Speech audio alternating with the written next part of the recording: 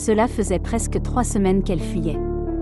3 semaines à changer de planète, à éviter les canaux surveillés, à se cacher dans des zones hors réseau. Les drones d'Orion les traquaient sans répit, balayant le ciel comme des faucons d'acier. Chaque souffle de vent, chaque vibration résonnait comme une menace. Cass avançait en silence, tendue, les yeux toujours en mouvement. Iraya suivait, prudente, encore méfiante. Leur abri du soir était une cavité rocheuse, dissimulée sous une strate de cendres anciennes. Cass parla doucement. D'Elias.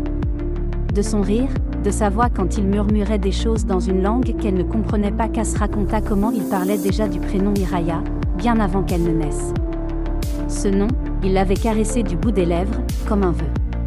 Elle dit qu'il l'aimait. Qu'il l'aurait protégée, coûte que coûte. Iraya ne répondit pas. Mais elle écouta. Son père avait toujours été un mystère. Un nom entre les lignes, un vide dans son arbre généalogique. Elle ne l'avait jamais vu dans les yeux de Serena. Mais dans ceux de Cass, ce soir-là, elle perçut quelque chose. De la douleur. Et un amour encore vivant. Quand les patrouilles les repérèrent, Cass réagit aussitôt. Furtive, efficace, impitoyable. Une lame, un tir.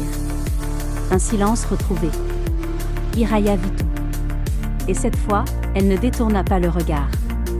Elle vit une mère prête à tout. Même à devenir un monstre, pour la sauver. Elles fuirent encore. Plus loin. Plus vite. Main dans la main, cette fois. Ce n'était pas encore la confiance. Mais la distance s'effaçait. Quand elles s'arrêtèrent, au bord d'un ancien canal desséché, Iraya demanda « Il avait quel âge, quand il t'a rencontré ?» Et Cass, en relevant les yeux vers sa fille, sentit pour la première fois qu'elles n'étaient plus deux étrangères.